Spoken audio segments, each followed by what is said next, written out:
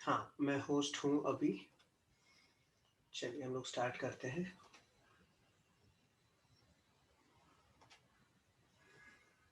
आप लोगों को आपका स्क्रीन दिख रहा होगा होपफुली।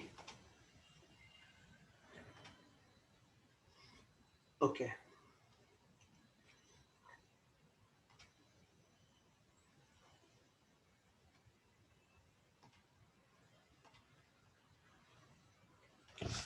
तो लास्ट लेक्चर में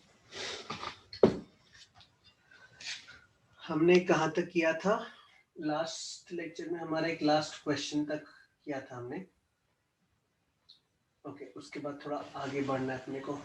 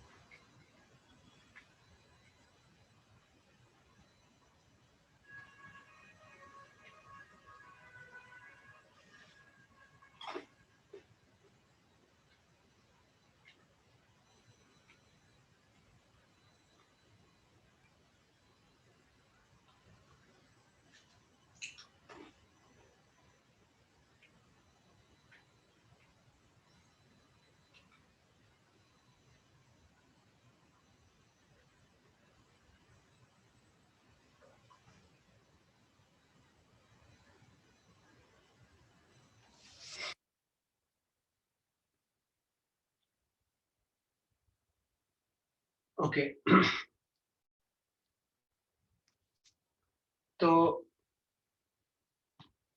आज जो हमको स्टार्ट करना है ना, वो इस कॉन्सेप्ट से स्टार्ट करना है। देखिए मैं बताता हूँ। आपको मेरी आवाज सुनाई दे रही होगी ठीक से?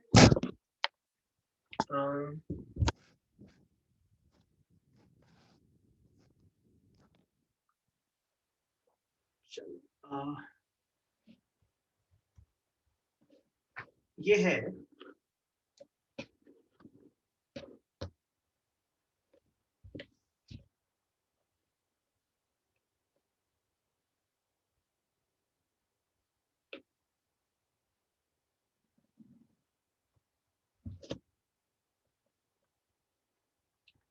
effect of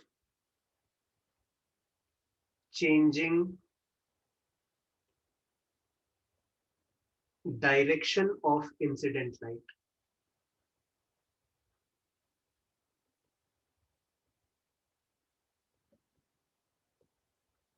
in Young's double slit experiment। अभी हम क्या करना चाह रहे हैं, लाइट का जो डायरेक्शन है वो हम चेंज करेंगे और हम देखेंगे कि इससे क्या फर्क पड़ता है। तो YDSC का सेटअप मैं अभी बना ले रहा हूँ, है ना। तो YDSC कैसा रहता है आपको पता है। ये दोनों मैंने स्लिट्स बनाए हैं। This is S1, this is S2 and here we have got a screen. This is a screen. तो पहले हम क्या कर रहे थे, हमारा जो लाइट रे है ना वो इधर से ऐसे आ रहा था फ्रॉम द सेम सोर्स। तो जो दोनों स्लिट्स पे लाइट इंसिडेंट हो रहा था ना, वो सेम टाइम पे हो रहा था। मतलब कहना मैं ये चाह रहा हूं कि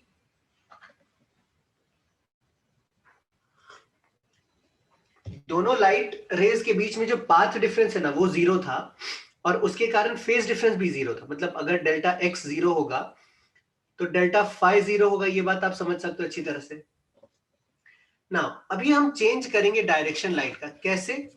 तो मान लेते हैं कि लाइट जो है ना अभी किसी डायरेक्शन से आ रहा है जो कि सीधा है। तो आपको मिलेगा कि इससे पाथ डिफरेंस इंट्रोड्यूस हो जाएगा। कैसे? सो मान लो लाइट जो रेज है ना वो इस तरह से आ रहा है, इस तरह से आ रहा है पैरेलल। समझ आ रही है सबको? ऐसे। तो आप देख रहे हो ना, अगर मैं यहाँ पे वेव फ्रंट बनाऊं तो वेव फ्रंट कैसे बनाऊंगा बेटा? वेव फ्रंट में इस तरह से बनाऊंगा, यस और नो? मतलब perpendicular to the propagation of light, yes और नो? रिप्लाई करो जरा चैट पे, है ना? यस। अच्छा, और भी बच्चे रिप्लाई करो जरा।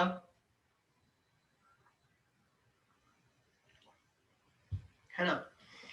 तो अब देखिए, अगर लाइट यहां से इस तरह से आ रहा है तो इस पॉइंट पे S1 S1 पे तो पहुंचने के लिए ज्यादा टाइम लगेगा। मैं अगर S2 से एक परपेंडिकुलर लाइन ड्रॉ करूं ना, तो आपको समझ में आ जाएगा कि S2 पे लाइट पहले ही इंसिडेंट हो जाएगा। एंड इफ वर्टिकल के साथ ये जो हमारा वेव फ्रंट है ना, if that is making an angle theta, हम लोग स्मॉल डी लेते हैं, डिस्टेंस बिटवीन द स्लिट्स, तो the path difference which is getting introduced here is D sine theta, है ना? बिकॉज दिस इज 90 डिग्री और थीटा के ऑपोजिट वाला साइड है, तो this is D sine theta. Clear? हाँ या ना? तो इसका मतलब क्या होगा, अगर मैं यहां पे परपेंडिकुलर वाला डायरेक्शन ड्रॉ करूं, तो क्या अब हम कह सकते हैं कि यहां से आने वाला लाइट रे और यहां से आने वाला लाइट रे दोनों के कारण पाथ डिफरेंस 0 होगा टोटल? देखो, अगर इसको पॉइंट O कह लें तो S1O और S2O ये तो इक्वल होगा, बट टोटल पाथ डिफरेंस मतलब स्लिट S1 पे लाइट आने से पहले ही पाथ डिफरेंस एक एक्स्ट्रा इंट्रोड्यूस हो जाता है, which is equals to d sine theta. मतलब पाथ डिफरेंस जो है ना, for this light ray coming at O, this can be easily written as d sin theta. Is it clear till here? बात समझ आ रही है आपको? बोलो बेटा।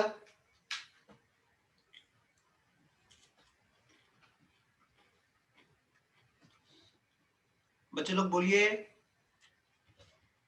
तो अब मान लो, अगर हमको सेंट्रल ब्राइट ढूंढना है। सेंट्रल ब्राइट क्या होता है?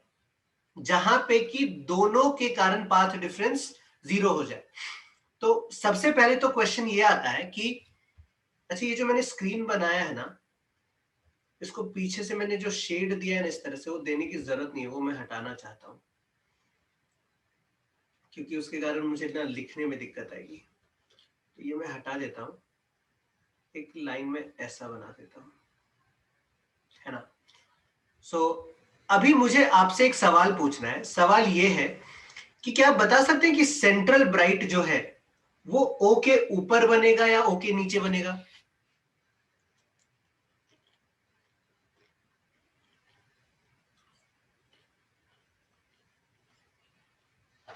ऊपर बनेगा। वेरी गुड, बच्चों ने आंसर दिया है। कैसे ऊपर बनेगा? जैसे मान लो, अगर मैं अज्यूम कर लूं कि नीचे बन रहा है सेंट्रल ब्राइट, तो लाइट अगर यहां से यहां तक आया, है ना, इस पॉइंट को मैं P कह लेता हूं, तो देखो S1P जो है ना, S1P और भी ग्रेटर हो जाएगा S2P से। तो पाथ डिफरेंस पहले तो था ही, अभी ये और भी ज्यादा हो जाएगा। तो पाथ डिफरेंस कम करना है, वो ज्यादा थोड़ी करना है। मतलब ये P पॉइंट यहां नहीं हो सकता है, तो इसको मैं P पॉइंट कहने के बदले मैं Q पॉइंट कह देता हूं। सो एक बात तो अपने को समझ आ गई कि Q पे सेंट्रल ब्राइट नहीं बनेगा।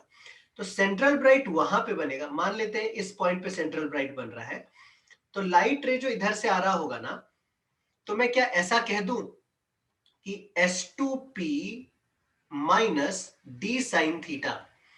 अगर S2P के पाथ में डी साइन थीटा हम सब्ट्रैक्ट कर देंगे, तो हमको S1P मिल जाना चाहिए, मतलब दोनों का पाथ लेंथ इक्वल हो जाएगा। समझ में आ रहा है तो बोलो हाँ। या फिर आप इसको ऐसे भी लिख सकते हो, S2P is equals to S1P plus d sine theta. दोनों लिखने का तो एक ही तरीका है, चाहे आप ऐसे लिखो चाहे वैसे लिखो। तो यहां पे हम ऐसे लिख सकते हैं S2P माइनस S1P। अगर मैं ज्योमेट्रिकली कैलकुलेट करूं S2P माइनस S1P, तो आपको पता है कि पाथ डिफरेंस हम कैसे कैलकुलेट करते हैं। अगर ये है x, है ना, और ये वाला एंगल है मान लो थीटा, हॉरिजॉन्टल के साथ थीटा बनाना, तो आपको पता है सेंट्रल वाला लाइन भी थीटा ही एंगल बनाएगा, क्योंकि रेज बहुत दूर इंसिडेंट हो रहे हैं। तो this will be equals to d into theta, है ना, डी साइन थीटा लिखते हैं लेकिन डी थीटा लिखेंगे, और थीटा को हम लोग लिखते हैं कैसे, capital D into theta is equal to x लिखेंगे, तो थीटा का वैल्यू हमको एक्स बाय कैपिटल डी आ जाएगा। आप यहां पे ऐसे भी कह सकते हो कि थीटा को हमने tan थीटा के जैसा अप्रोक्सीमेट किया है, तो path difference S2P minus S1P ये आ गया d into x upon capital D, और इसको हमने पहले ही कैलकुलेट कर रखा है, this is d sine theta, है ना। So from here we can write small d into x by capital D. So cap small d अगर कट गया तो आपको x का वैल्यू मिल जाएगा, and that is equal to d sine theta. Theta तो हमको पहले से ही मालूम है, this is given to us, and capital D भी इज गिवन टू अस, है ना। स्लिट्स और स्क्रीन के बीच में डिस्टेंस कितना है ये तो पता चल ही जाएगा, तो अगर हमको ये दोनों वैल्यू दिया है तो हम x ढूंढ सकते हैं, और हम x ढूंढ लेंगे तो कह लेंगे कि इस पॉइंट पे हमारा सेंट्रल ब्राइट बनेगा। I hope things are clear to you, है ना। और उस पॉइंट पे फिर से इंटेंसिटी क्या हो जाएगी, 4I0, और बाकी सारी चीजें भी अगर किसी ने पूछा, अगर सपोज एक क्वेश्चन ये पूछ लिया कि what is the intensity of light, intensity of light at O, तो हम क्या कह लेंगे इजीली, हम कह लेंगे कि फेज डिफरेंस मतलब फेज डिफरेंस जो है दोनों में, वो path difference d sine theta के अकॉर्डिंग होगा, और पाथ डिफरेंस को यूज करके हम फेज डिफरेंस कैलकुलेट करने का जो फॉर्मूला होता है 2 pi by lambda into delta x, so this can be written as 2 pi by delta into d sin theta. So इसको यूज करके आपको डेल्टा फाई मिल जाएगा, और आपको पता है कि इंटेंसिटी का रिलेशन क्या होता है, ये होता है 4I0 into cos square 5/2। Actually ये 5/2 ये फेज डिफरेंस ही है, यहाँ पे डेल्टा फाई लिखा है मैंने, यहाँ पे फाई लिखा है, तो उससे कंफ्यूज मत हो जाएगा, वो तो आपको समझ में आता है होपफुली। ठीक है, यहाँ तक बात सबको क्लियर है, किसी को कोई दिक्कत, समझ आ रहा है ठीक से?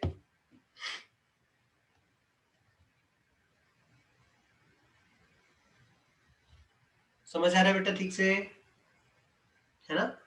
तो चलिए इसको जरा आप लोग, ये सब आप लोगों का पहले पढ़ा हुआ है क्या? अगर पढ़ा हुआ है तो बताइए, तो हम लोग थोड़ा फास्ट हो जाएंगे। ओके, आयुष पढ़ रखा है क्या? ओके, मतलब सर ने पढ़ा है या आपने खुद से पढ़ा है?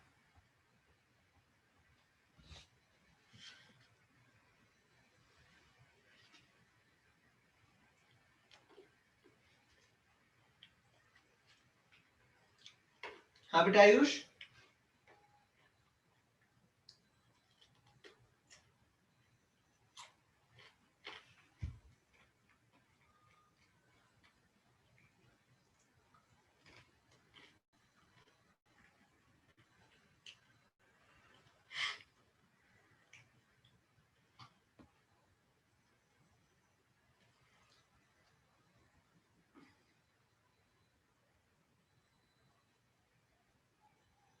सर ने पढ़ा दिया है ये सब ऑलरेडी।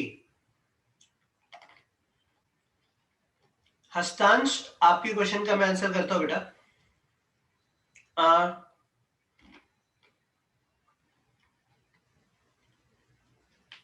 सर ने ये पढ़ा दिया ऑलरेडी, तो मैं क्यों पढ़ा रहा हूं?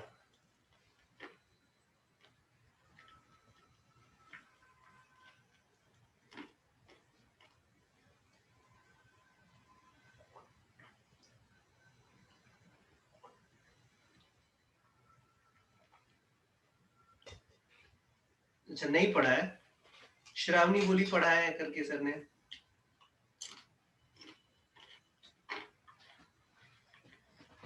ओके, हस्तांश, अच्छा, समझा मुझे आपका कंफ्यूजन का रीजन क्या है। इस एंगल को ना थीटा मत लो बेटा, इसको हमने थीटा पहले लिया था, इसको आप एक काम करो अल्फा ले लो, है ना। देखो हम जो पाथ डिफरेंस है ना वो दो तरह से कैलकुलेट कर रहे हैं, एक बार स्लिट्स के लेफ्ट से कैलकुलेट कर रहे हैं और एक बार स्लिट्स के राइट से कर रहे हैं। बात आ रही बेटा समझ में? तो अब हर्षांश अभी क्लियर है क्या? है ना, ये वाला जो फॉर्मूला है ना, हाँ अभी क्लियर है, यस ठीक है। चलिए इतना लिखिए, फिर हम लोग आगे बढ़ते हैं।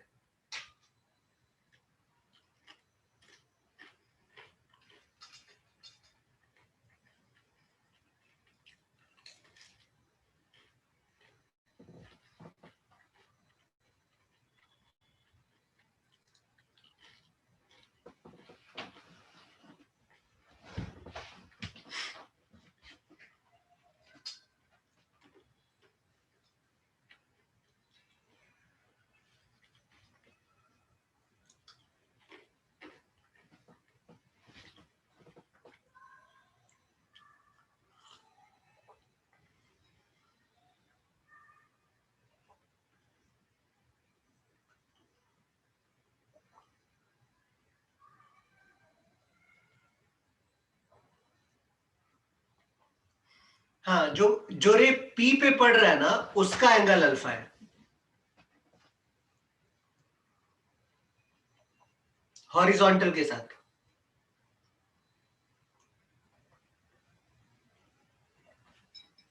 करेक्ट बेटा?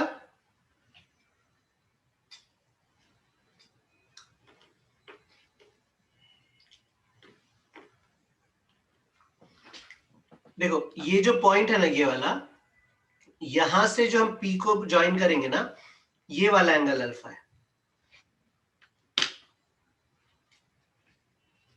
समझा?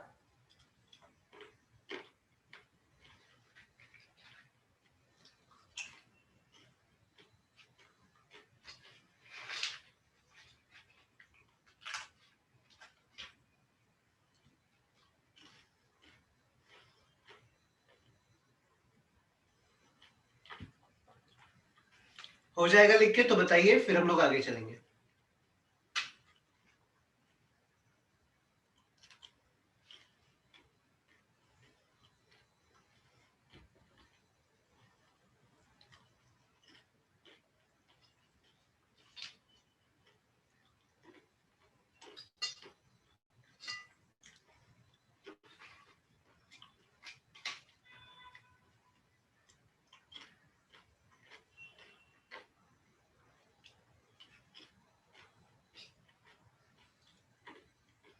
यहां तक डन?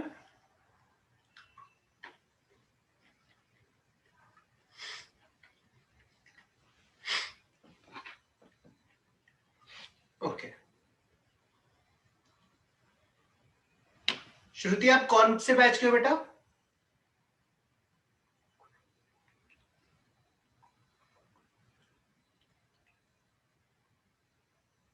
ओके।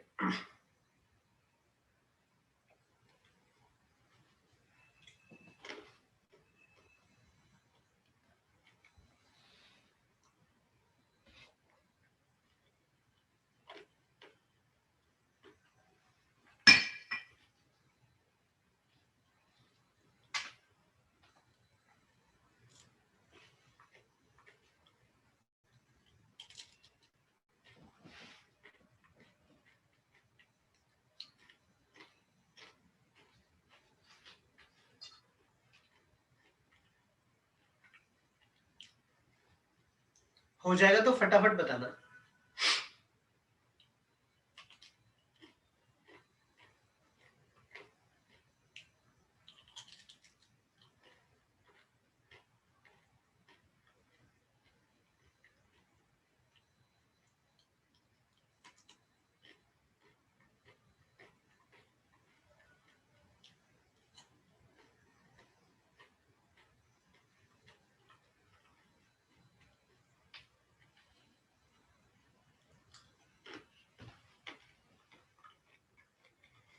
हस्तांश ने पूछा सर तो वो नीचे का एंगल भी अल्फा कैसे हुआ?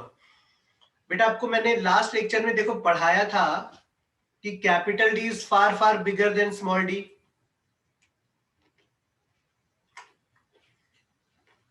तो आपको मैंने बताया था कि वो जो दो रेज होते हैं वो ऑलमोस्ट पैरेलल ही हम उसको कंसिडर करते हैं,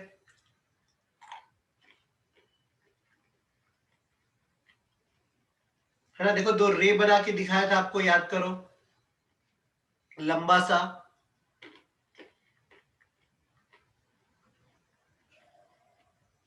याद आ रहा है?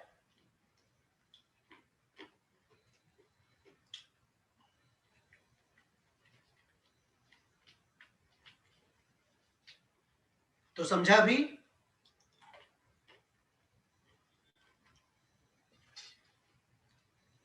चलिए आगे बढ़े। आयुष लिख लिया बेटा?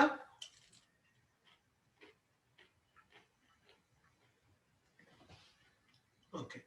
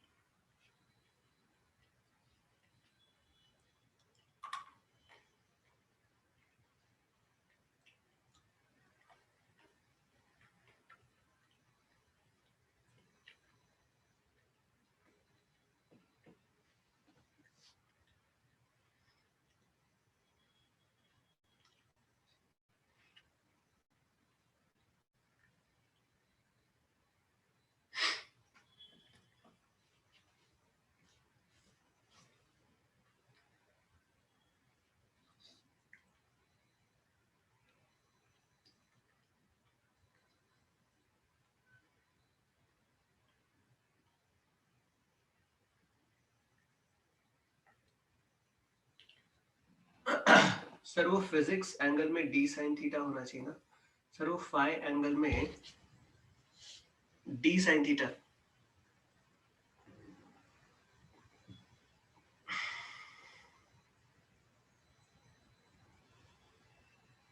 हाँ फाई, नहीं नहीं नहीं नहीं नहीं, फाई एंगल में जो है फेज डिफरेंस होगा ना, डी साइन थीटा तो पाथ डिफरेंस है बेटा श्रुति।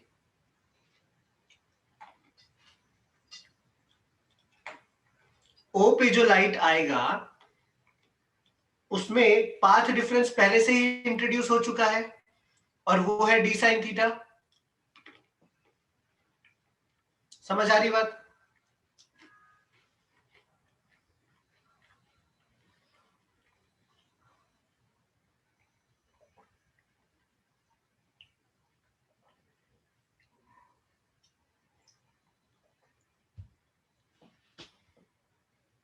चलिए आगे बढ़े।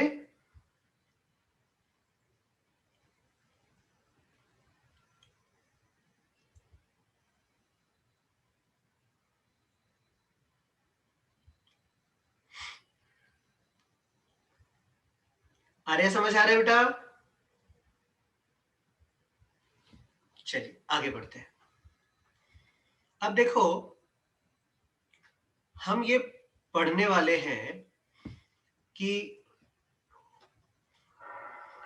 अगर हमने एक लाइट के बीच में एक पाथ में एक ग्लास स्लैब इंट्रोड्यूस कर दिया तो क्या होता है ना? Path difference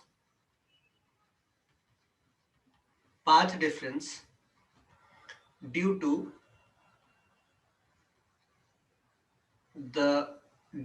a glass slab in the path of light। मतलब बेसिकली क्या है कि यहां से एक लाइट रे सपोज आ रहा है और यहां से एक दूसरा लाइट रे आ रहा है। बात समझ आ रही है सबको, है ना? हमने क्या किया, यहां पे एक ग्लास स्लैब रख दिया है जिसका की थिकनेस है लेट अस से T is the thickness of this glass slab. तो क्या होगा ये हमको समझना है, ठीक है? इधर से लाइट जा करके बाहर निकलेगा, इधर से भी निकलेगा, बट इसमें कुछ पाथ डिफरेंस इंट्रोड्यूस हो रहा है कि नहीं हो रहा है ये हमको समझना है। आगे जाके कुछ हो रहा होगा, लेटर से आगे जाके लेटर से ये किसी स्लिट पे इंसिडेंट हो रहा हो या स्लिट से बाहर निकल रहा हो या कुछ भी हो रहा हो, अपने को फर्क नहीं पड़ता, ठीक है। So T into mu minus one, ये यस, तो ये आपने पढ़ रखा है पहले, वेलोसिटी कम हो जाएगा ना, यस ये आपने पढ़ रखा है ना। तो बेसिकली मुझे एक काम करने दो, इस टी को टी नहीं लिखता हूं मैं, क्योंकि टी से मुझे ना टाइम का यूज करना पड़ेगा, इसको मैं ना डी लिखता हूं, है ना। श्रुति ने बोला हमें नहीं कराया है सर ये सब, ओके। तो आई थिंक कुछ बच्चों को कराया है क्या, कुछ बच्चों को नहीं कराया, ऐसा कुछ है क्या? सो दिस इज से रे 1 एंड दिस इज से रे 2, ठीक है। तो देखिए हम इसको जरा सॉल्व करते हैं। अगर मैं करा देता हूं आई थिंक, क्योंकि कुछ बच्चों का नहीं हुआ है, राइट राइट बेटा।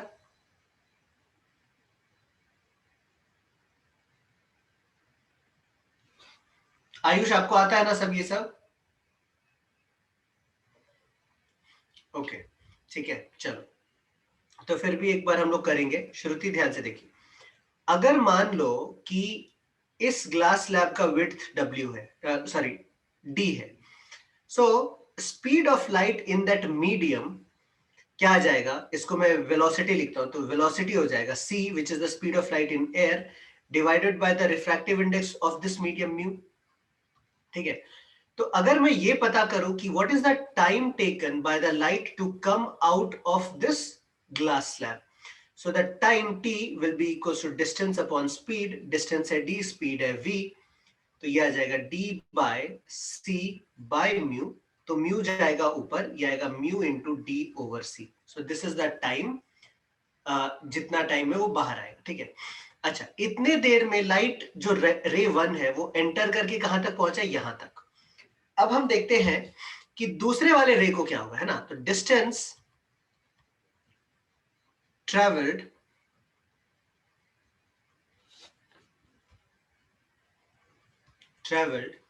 बाय रे 2, अगर आपका हुआ भी है ना तो भी आप इसको ध्यान से समझो, क्योंकि अबुजैद हुआ है बेटा, क्योंकि ये पार्ट आपको याद रहे, एक बार रिवीजन हो जाएगा आपका, मतलब जो भी है। अबुजैद हुआ है, तो डिस्टेंस ट्रेवल्ड बाय रे 2, आपको बता दो, मैं कंटिन्यू कर रहा हूं पढ़ाना, ठीक है। डिस्टेंस ट्रेवल्ड बाय रे 2 जो होगा ना, वो क्या होगा, speed of light in air into time t, तो this will be equal to c into mu d बाय c, तो c और c कैंसिल हो जाएगा, so this is equal to mu into d। मतलब ऑब्वियसली ये जो भी मीडियम है इसका रिफ्रैक्टिव इंडेक्स तो 1 से बड़ा ही होगा, है ना। 1 से छोटा तो रिफ्रैक्टिव इंडेक्स किसी का हो नहीं सकता है। मतलब जो दूसरा लाइट रे है ना वो कुछ ज्यादा डिस्टेंस ट्रेवल करेगा, मान लेते ये है डिस्टेंस म्यू डी, बात समझ में आ रही है। लेकिन तब तक पहला वाला जो लाइट रे है वो यहीं तक पहुंचा है, इसका मतलब फिर से दोनों में एक पाथ डिफरेंस इंट्रोड्यूस हो गया। और वो पाथ डिफरेंस कितना इंट्रोड्यूस हो गया, डेल्टा, अगर मैं लिखूं delta x, so this will be equal to mu d, दूसरे वाले रे ने म्यू डी डिस्टेंस ट्रेवल किया, माइनस डी रे 1 ने डिस्टेंस ट्रेवल किया, so this is equal to d into mu minus 1। अब लास्ट वाले एग्जांपल में आप याद कीजिए, S2 पे लाइट पहले पहुंच गया था, बाद में S1 पे पहुंचा, तो S1 पीछे रह गया था। वैसे ही यहां पे कौन सा रे पीछे रह जा रहा है, रे 1। बात समझ में आ रही है। तो रे 1 को मतलब बेसिकली इतना पाथ एक्स्ट्रा ट्रैवल करना पड़ रहा है, एंड देयरफॉर अगर आप फेज डिफरेंस कैलकुलेट करोगे ना, due to this path difference introduced, it will be equal to 2 pi over lambda into delta x. So this can be written as 2 pi by lambda into small d into mu minus 1. अब अगर आपको phase difference पता चल गया, और अगर जैसे suppose इस केस में हमने क्या किया है, ये जो दोनों लाइट रेज आ रहे थे ना, इसके सामने एक कॉन्वेक्स लेंस रख दिया, तो ये लाइट आएगा यहाँ पे, और लेटर से ये फोकस पैरेलल रेज आ रहा है तो ये फोकस पे मिलेगा। तो फोकस पे मान लो अगर मुझे इंटेंसिटी ढूंढनी है, ठीक है, तो इंटेंसिटी का फॉर्मूला क्या होगा, 4i0 into cos square 5/2। Phase difference आपने ढूंढ रखा है, पाथ डिफरेंस कैलकुलेट कर लिया है, तो इसको यूज करके हम हमारा आंसर ढूंढ सकते हैं। नाउ इसका use Young's double slit experiment में कैसे होता है? तो इसका use Young's double slit experiment में इस तरह से होता है ना, use of thin film in YDSE। तो मैं थिन फिल्म क्यों कह रहा हूं? अभी देखो क्या होता है, अगर मैंने एक ये स्लिट लिया है, ठीक है, इस तरह से स्लिट 1 और स्लिट 2, ठीक है, और ये हमारा है स्क्रीन, ये इसका बीच वाला लाइन है, इस पॉइंट को हम ओ कह देते हैं।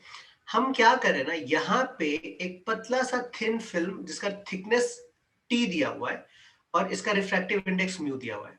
तो अगर मान लो लाइट रे इधर से निकला, मान लो ऐसा निकला, तो सिंस ये थिन फिल्म होने के कारण जिसका रिफ्रैक्टिव इंडेक्स म्यू है, आपको पता है कि उसमें पाथ डिफरेंस इंट्रोड्यूस हो जा रहा है, और पाथ डिफरेंस इंट्रोड्यूस होने के कारण क्या होगा कि अब यहां पे रिफ्रैक्ट इंटरफेरेंस होगा, and depending on the value of path difference हमको यहाँ पे प्रॉपर जो है इंटेंसिटी कैलकुलेट करना होगा यूज करके।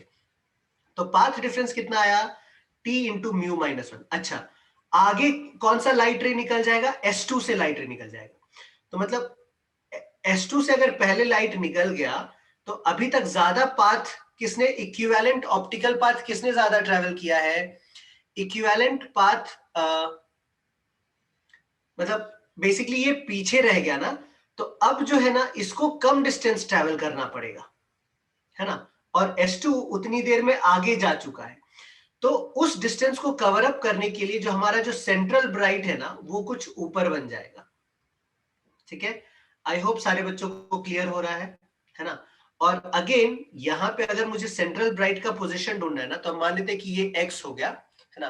तो position of central bright, position of central bright,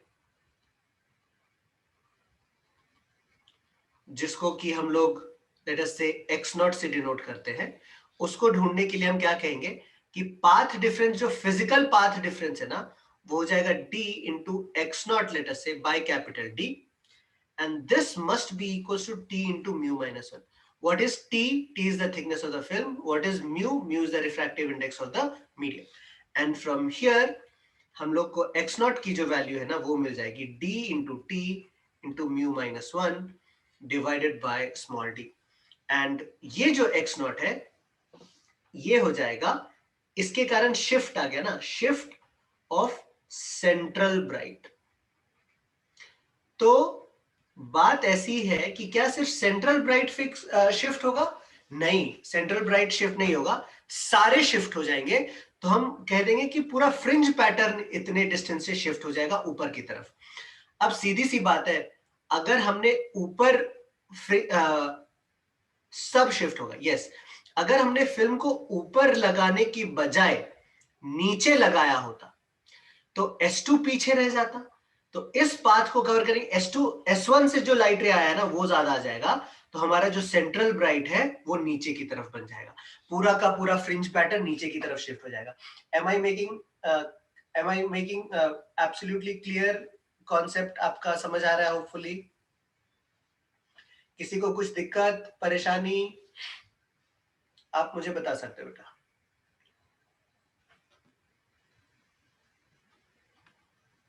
sir ये सिर्फ फिल्म के केस में ना? हाँ, ये सिर्फ फिल्म के केस में, राइट।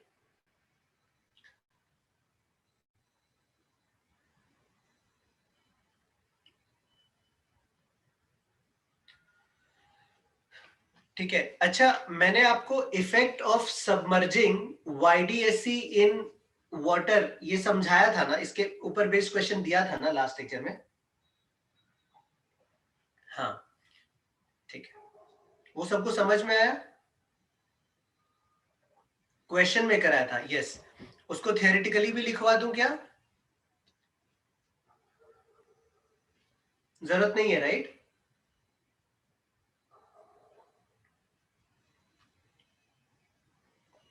उसमें बेसिकली आपको क्या पता होना चाहिए कि जो लैम्डा है ना वो लैम्डा बाय म्यू हो जाता है ना, डिक्रीज हो जाता है वेवलेंथ किसी दूसरे मीडियम में, और उसी के कारण स्पीड कम हो जाती है लाइट की डेंसर मीडियम में। तो आपको यहां से लिखना है कि नहीं लिखना है?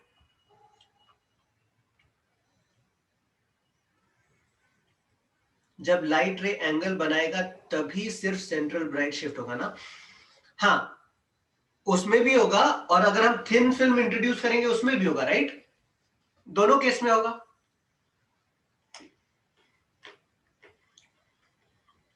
अब दोनों मिला दिया, मान लो लाइट किसी एंगल पे भी आ रहा है और थिन फिल्म भी लगा दिया,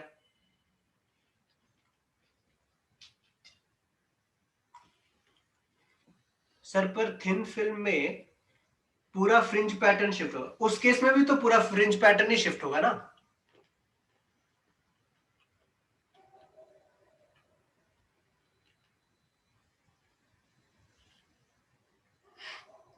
सेंट्रल ब्राइट शिफ्ट हो गया तो मतलब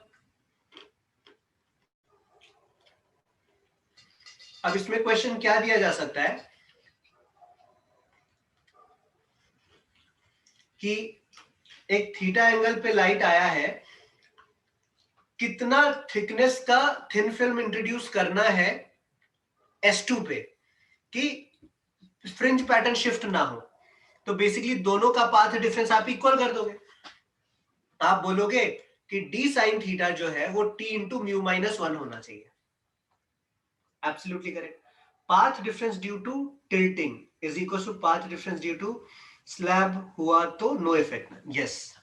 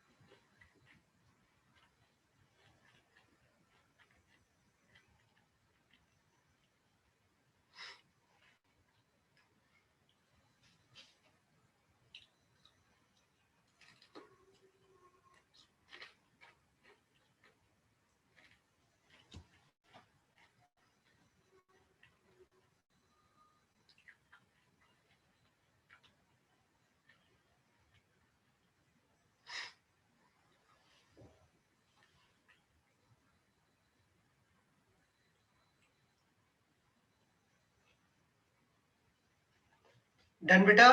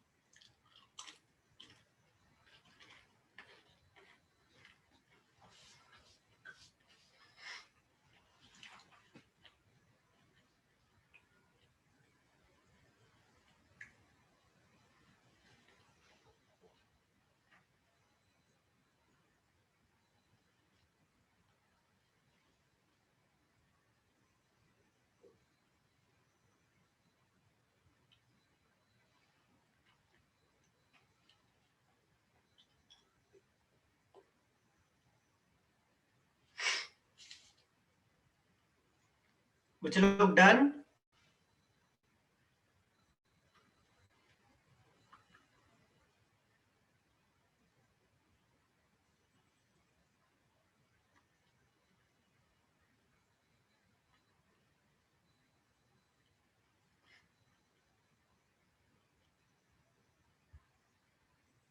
बच्चे लोग जल्दी बोलिए।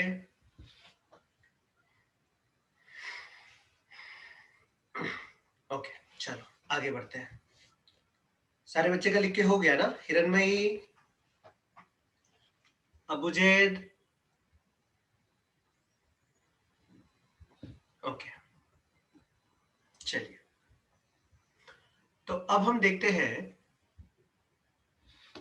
Concept of Z value. Concept of Z value ना, ये जेड वैल्यू क्या है? ठीक है,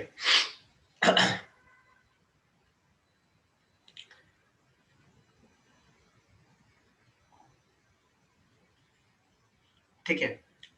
तो ये हम कह रहे हैं इन YDSC experiment, in YDSC, in YDSC we can define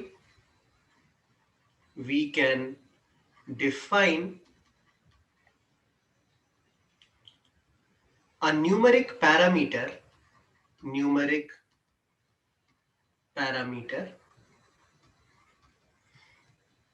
Z at a point P such that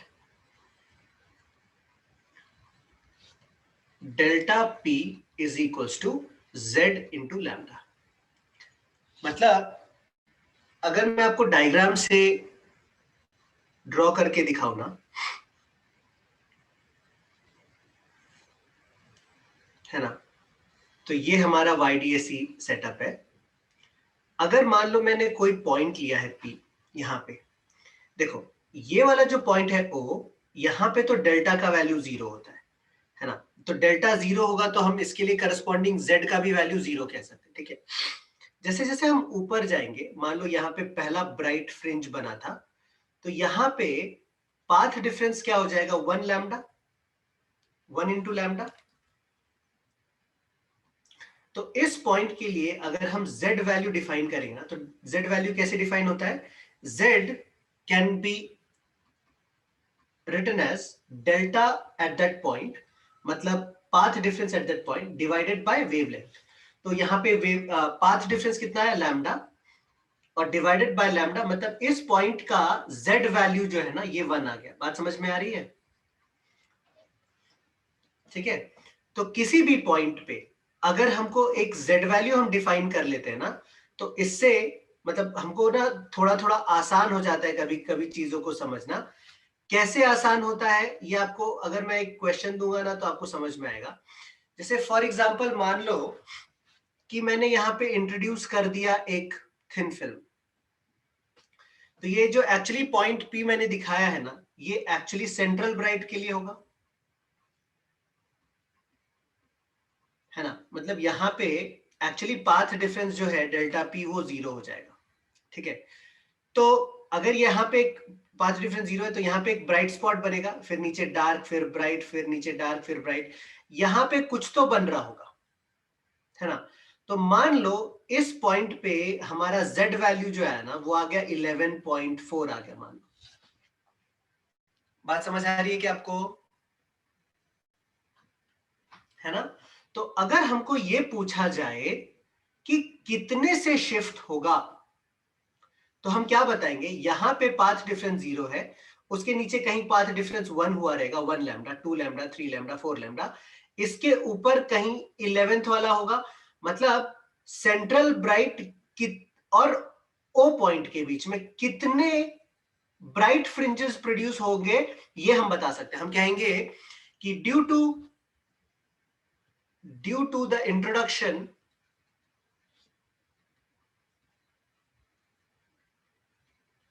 of thin film,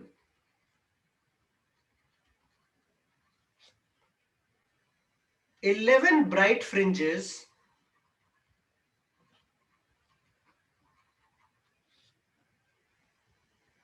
are shifted in the upward direction. बात समझ में आ रही है आपको?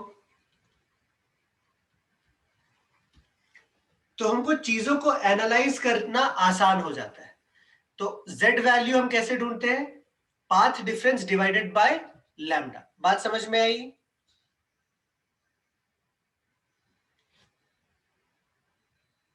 बात समझ में आ रही है सबको? ओके, ठीक है। बच्चे लोग रिप्लाई नहीं कर रहे हैं, नहीं समझ में आया तो भी बताइए। सिर्फ कुछ बच्चों ने रिप्लाई किया है। जब मैं ऐसे पूछता हूं तो सबको रिप्लाई करना है, तभी ना समझ में आएगा ना मुझे सबको समझ में आ रहा है कि नहीं आ रहा है।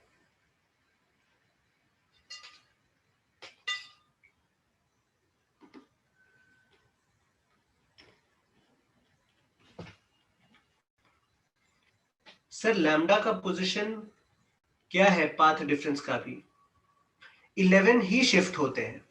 हाँ 11.4 है ना, तो 11 शिफ्ट हुआ होगा। हिरणमयी समझा? ठीक है, लैम्डा का पोजीशन क्या बेटा, लैम्डा का पोजीशन नहीं चाहिए अपने को, पाथ डिफरेंस चाहिए।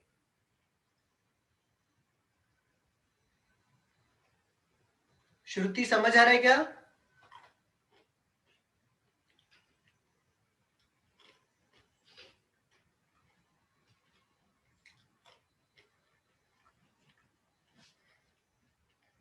चलो अब आगे करते हैं। यहां तक सबको क्लियर है राइट? होपफुली क्लियर है। तो सर वो कहां लोकेटेड है, मतलब बेसिकली इसका मतलब क्या हुआ, अगर आपको पूछ ले कि कहां पे लोकेटेड है एक्स वाला डिस्टेंस, ये तो हमने पहले ढूंढ लिया राइट। यहां पे जो हमने ढूंढा था पोजीशन ऑफ सेंट्रल ब्राइट, वो तो यहां पे ढूंढा था ना, dt into mu minus 1/d। श्रुति बोलो हाँ या ना।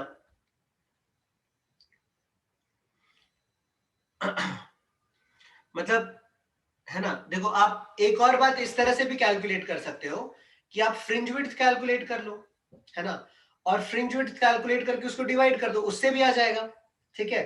लेकिन z वैल्यू से क्या होता है, आपके लिए चीजें आसान हो जाती है।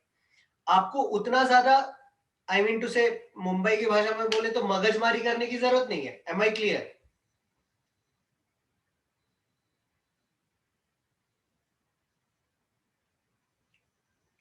ठीक है, सीधा ढूंढा z वैल्यू और बोल दिया 11 शिफ्ट होगा, ठीक है। अगर मान लो वैल्यू z वैल्यू 11.5 आ जाता, तो हम क्या कह लेंगे, O पे क्या बनेगा, डार्क फ्रिंज बनेगा, है कि नहीं?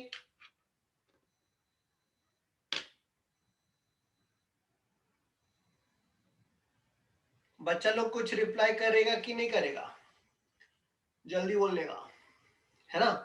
क्योंकि 0.5 लैम्डा का जहां पे फर्क आया पाथ डिफरेंस में, तो वहां पे तो डिस्ट्रक्टिव इंटरफेरेंस ही हो रहा होगा।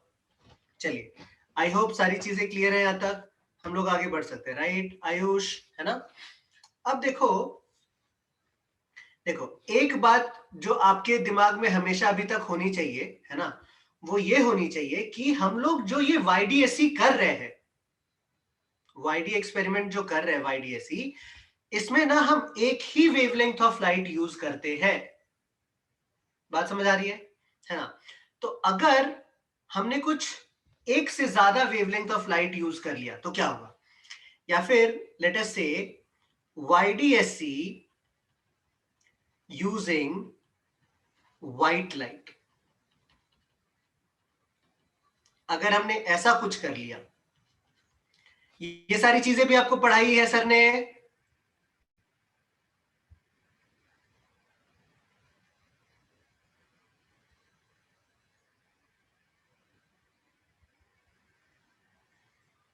आप लोग बोल रहे थे सर ने पढ़ाया तो उसके लिए पूछ रहा हूं, मतलब वरना स्किप मारूंगा। अच्छा, ओके। तो बेसिकली व्हाइट लाइट होगा तो क्या होगा? So white light we know consists of VIBGYOR, है ना, जिसमें कि रेड जो है इसका वेवलेंथ जो होता है वो होता है अराउंड 8000 एंगस्ट्रॉम, और जो वायलेट लाइट होता है इसका वेवलेंथ होता है अराउंड 4000 एंगस्ट्रॉम। सो जो विबग्योर लिखा है ना, this is in the order of increasing wavelength, आप याद रखना, है ना? आप अगर बड़ा वाला पूरा इलेक्ट्रोमैग्नेटिक स्पेक्ट्रम याद रखना है आपको, तो आप इस तरह से याद रख सकते हो, GXUVIMR, ठीक है? ऐसे आप याद रख सकते हो। जी क्या है? This is also in the order of increasing wavelength, GXUVIMR। घर में 10 बार बोलना जा करके, पक्के से बोलना, याद हो जाएगा, है ना? जी क्या है? Gamma rays. एक्स क्या है? X raise. यू क्या है? अल्ट्रावायलेट। वी क्या है? Visible region. आई क्या है? इंफ्रारेड। एम क्या है? माइक्रोवेव्स। आर क्या है? रेडियो वेव्स, ठीक है?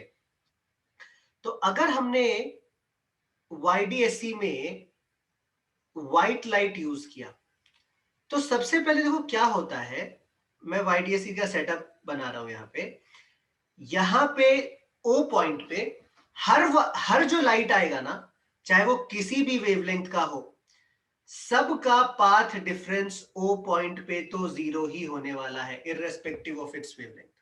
तो बेसिकली यहां पे एक ब्राइट वाइट फ्रिंज दिखेगा आपको, ब्राइट वाइट सेंट्रल मैक्सिमा जिसको हम बोलते हैं। एम आई क्लियर, है ना? अब हमको क्या पता है, अगर मैं ये यहां पे एक मार्क करूं जहां पे एक फिर से नेक्स्ट ब्राइट स्पॉट बन रहा है, तो यहां पे जो पाथ डिफरेंस होना चाहिए ना, वो 1 लैम्डा का होना चाहिए। अब लेकिन लैम्डा जो है वो तो वेरी कर रहा है, हमने व्हाइट लाइट यूज किया है, तो लैम्डा कम किसके लिए होगा? वॉयलेट के लिए होगा, और ज्यादा किसके लिए होगा? रेड के लिए होगा, ठीक है? तो एक बात समझने की कोशिश कीजिए कि बीच में अगर मैं लैम्डा बाय 2 वाला रीजन देखूं, तो यहां पे ना डार्क रीजन बनता है। तो लैम्डा सबसे कम किसका है? सबसे छोटा किसका है? वो है वॉयलेट का। तो यहां पे वॉयलेट लाइट जो है ना, लेटर से आएगा ही नहीं, अगर ये लैम्डा बाय 2 वॉयलेट के लिए है तो।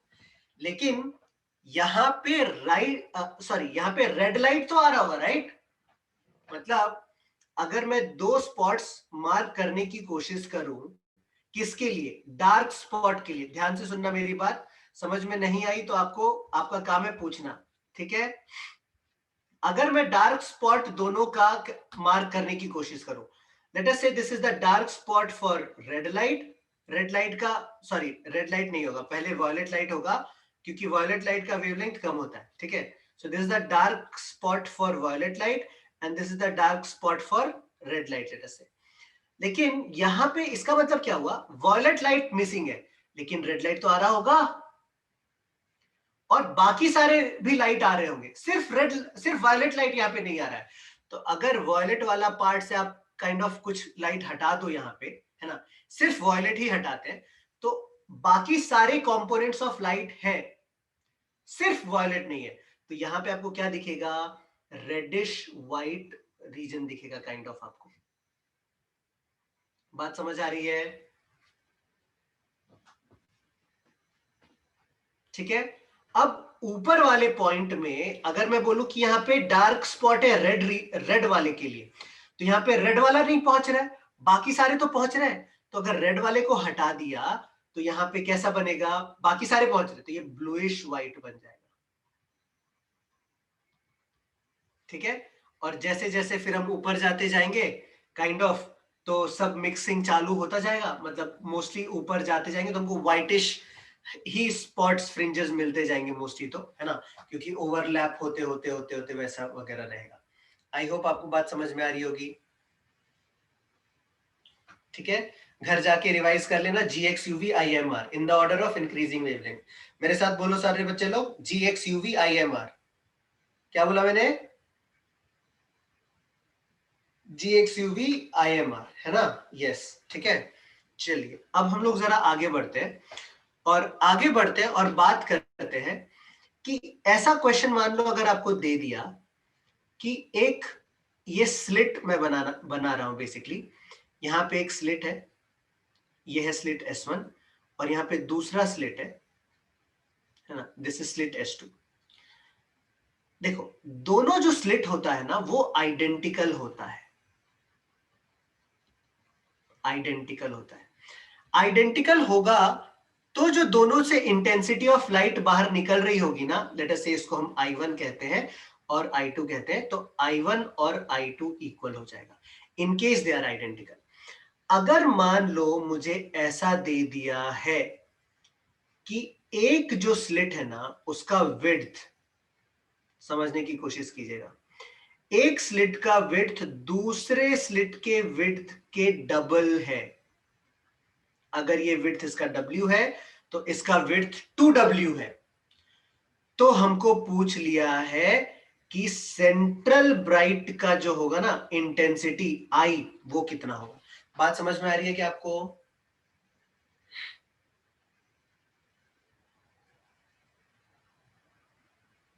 है ना? या फिर आपको यह भी पूछा जा सकता है कि what is the maximum intensity of interference pattern produce and what is the minimum intensity produce. या फिर आपको ऐसा भी बोल सकता है फाइंड द कॉन्ट्रास्ट रेशियो। याद है आपको कॉन्ट्रास्ट रेशियो पढ़ाया था मैंने? ठीक है ना? सो this is intensity based on width of the slits, है ना? तो कैसे होगा, क्या आपको अगर मैं ये क्वेश्चन दूं तो आप क्या मुझे आंसर बता पाओगे? तो चलिए जरा हम लोग ये करते हैं। ठीक है सर, इंटेंसिटी डबल होगा S2 से, इंटेंसिटी डबल होगा S2 से। ओके, कैसे?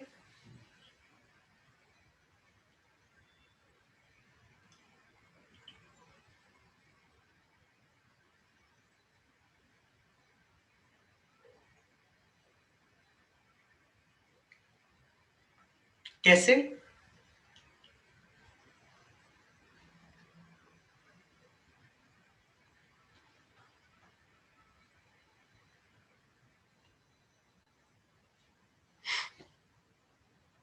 हाफ होगा।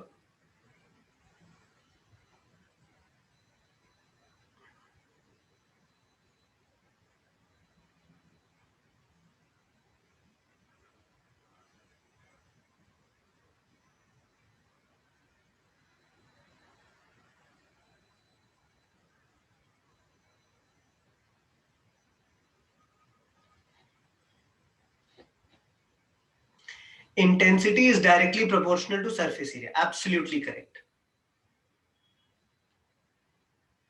करेक्ट बेटा आर्या, आपका आंसर करेक्ट था, है ना. तो इंटेंसिटी जो है दूसरे वाले विड्थ स्लिट से जो निकलेगा, that is double of the intensity of light produced from the first slit. Why? Because intensity is directly proportional to slit width. ठीक है, बात समझ में आ गई. तो ये वाला भी डिस्कशन किया मैंने आपको, ताकि बाकी सारी भी चीजें समझ में आ जाए. समझ में आया तो बोलो हाँ, नहीं समझ में आया तो बोलो ना.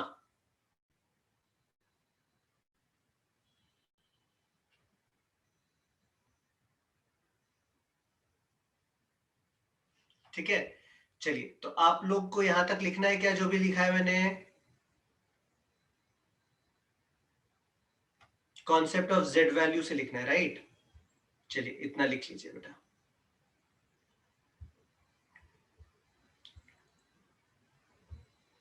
यहां से लिख लीजिए, फिर हम लोग आगे बढ़ेंगे.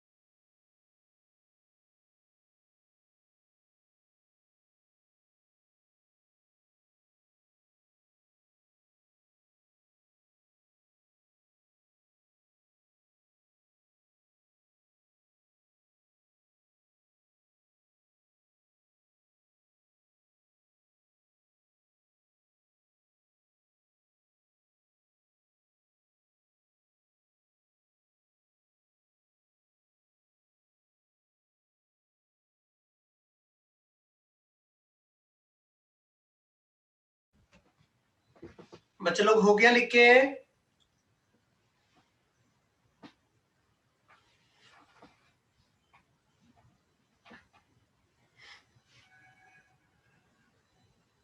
ओके. आयुष समझ आ रहा है?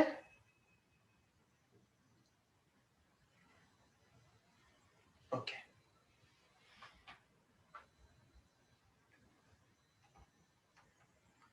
नीचे कर दूं स्क्रीन?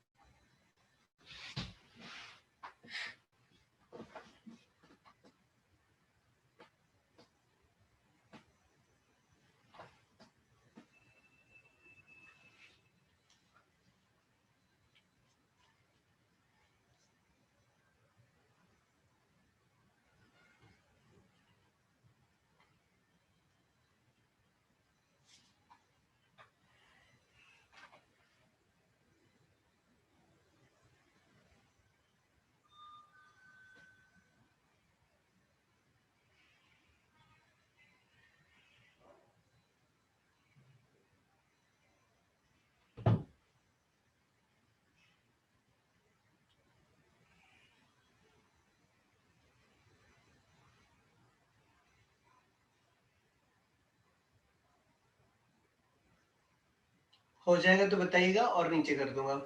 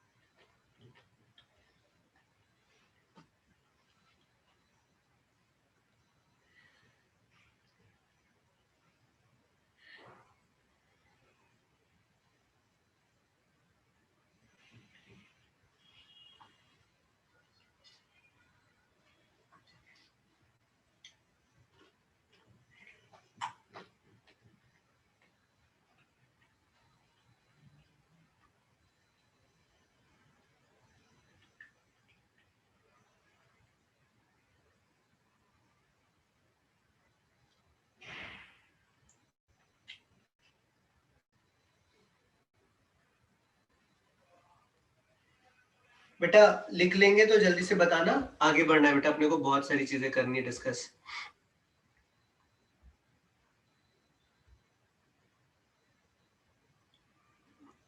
अर्नव, आर्यन, अथर्व, हर्ष, कृपेश, समझ आ रहा है आप लोगों को ठीक से?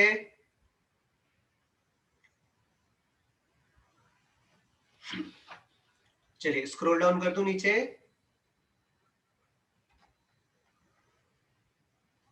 चलो ये भी लिख लो जरा फटाफट।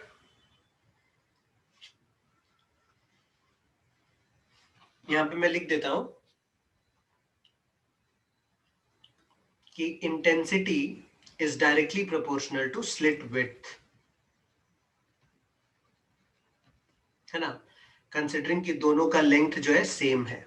ठीक है, तो और जो पावर है स्लिट का, जिसको हम लोग स्लिट का पावर अगर आप कह लो, तो this will be equals to intensity into area. So I into ऊपर वाले का हो जाएगा I into W into L and so on, इसी तरह से। ठीक है, चलिए तो इतना लिख के जल्दी से बताओ बेटा मुझे।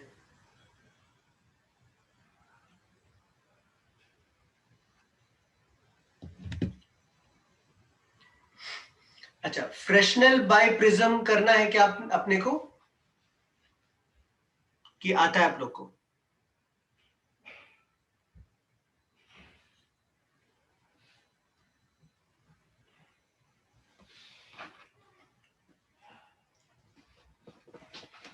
ओके ओके, तो फ्रेशनेल बाय प्रिज्म एक्सपेरिमेंट।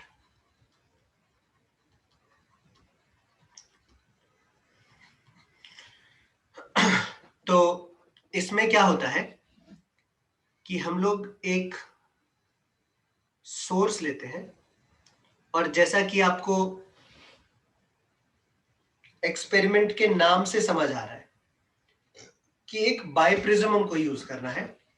बाइप्रिज्म कैसा होता है? दो प्रिज्म को ज्वाइन करके, जिसका कि एंगल होता है ना, एंगल ऑफ प्रिज्म, वो बहुत छोटा रहता है, ऐसा काइंड ऑफ। समझ आ रहा है आपको? है ना, इस तरह का रहता है ये।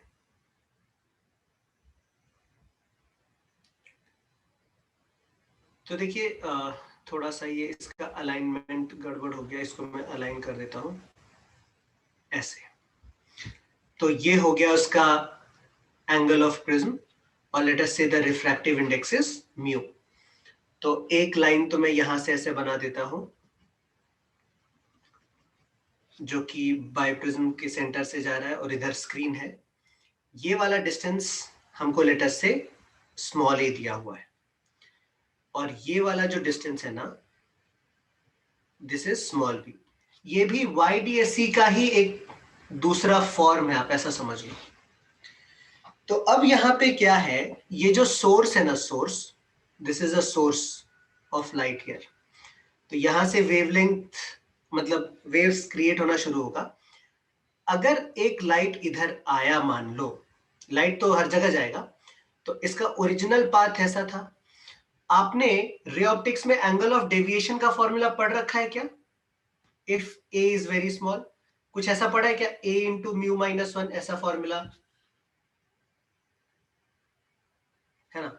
तो इसका मतलब ये जो लाइट रे है ना, ये अपने ओरिजिनल पाथ से कुछ डेल्टा एंगल पे डेविएट कर जाएगा। Am I clear? एंड उसी तरह सिर्फ ऊपर थोड़ी होगा, नीचे भी होगा। अगर एक लाइट रे नीचे गया तो इसका ओरिजिनल पाथ ये था, ये डेल्टा से अपना पाथ इसका चेंज हो जाएगा। ये डेल्टा है, एंगल ऑफ डेविएशन। उसी तरह से अगर मैं कुछ ऐसे रेज ऑफ लाइट को लूं जो कि ऑलमोस्ट प्रिंसिपल एक्सिस पे जा रहा है बट थोड़ा सा ऊपर है, तो इसमें भी डेविएशन डेल्टा ही होगा। आप देखो डेल्टा कांस्टेंट है, मतलब ये सारे नियर वाले ही लाइट रेज ले रहे हैं, बहुत ज्यादा दूर वाले ले ही ले रहे हैं। तो ये कुछ ऐसा डेविएट होगा ना, तो ये वाला भी डेल्टा होगा। बात समझ आ रही है आपको?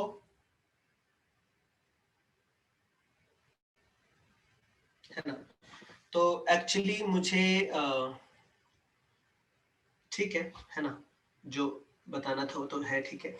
और उसी तरह से अगर हम नीचे से एक लाइट रे लेंगे ना, तो ये भी एक ऊपर से डेल्टा एंगल से जाएगा ऐसा। मुझे इसको थोड़ा नीचे बना देता हूं मैं, ताकि मैं जो कहना चाहता हूं वो आपको कह पाऊं क्लियरली, है ना। तो ये वाला भी डेल्टा हो जाएगा। ध्यान से देखना एक्सपेरिमेंटल सेटअप। तो आप देखो ये वाला जो रीजन है ना, ये वाला रीजन, यहां पे लाइट रेज ओवरलैप कर रहा है। इसके बाद ऊपर ये वाला रीजन का जो लाइट है ना, ये वाले रीजन का तो लाइट वो तो जा नहीं रहा है, हाँ या ना। तो जो इंटरफेरेंस प्रोड्यूस होगा ना, वो इसी रीजन में होगा। So this is the region of interference.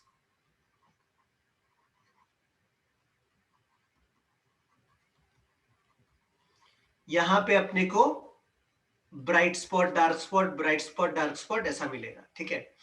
अब इन सबको हमको एनालाइज करना है, तो देखिए अच्छे से समझेंगे हम। अगर आप इसको पीछे एक्सटेंड करोगे ना, ये वाली लाइट रे को, तो ये कुछ ऐसा इधर आएगा, और ये वाला लाइट रे कुछ ऐसा आएगा। आपको समझ में ऐसा आएगा कि लाइट कुछ ना यहां से आ रहा है, लाइट का सोर्स। सिमिलरली यहां से भी पीछे एक्सटेंड करेंगे ना, तो आपको दिखेगा कि ना लाइट एक्चुअली यहां से आ रहा था।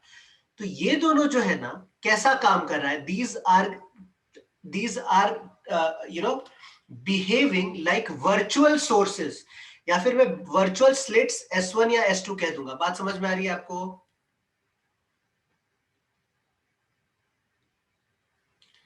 तो अब हमारा पहला सवाल ये है कि क्या हम डिस्टेंस बिटवीन S1 और S2 ढूंढ सकते हैं? तो देखो ये वाला डिस्टेंस a है, और ये जो एंगल का डेविएशन है ना, वो डेल्टा है ना। तो इस वाले डिस्टेंस को अगर मैं a डेल्टा लिखूं तो चलेगा क्या आपको? आप a डेल्टा ऐसे समझो, ये वाला एंगल देखो डेल्टा है, ठीक है। तो ये वाला एंगल भी डेल्टा होगा, एंड ये डिस्टेंस पैरेलल वाला मतलब वर्टिकल वाला a है, तो डेल्टा के साथ हम a को मल्टीप्लाई करेंगे तो हमको ये वाला मिल जाएगा। बात समझ आ रही है? तो ये हो जाएगा a डेल्टा। तो जो टोटल डिस्टेंस है ना S1 S2 के बीच में, उसको हम लोग 2a डेल्टा लिख सकते हैं। Am I making sense? है ना।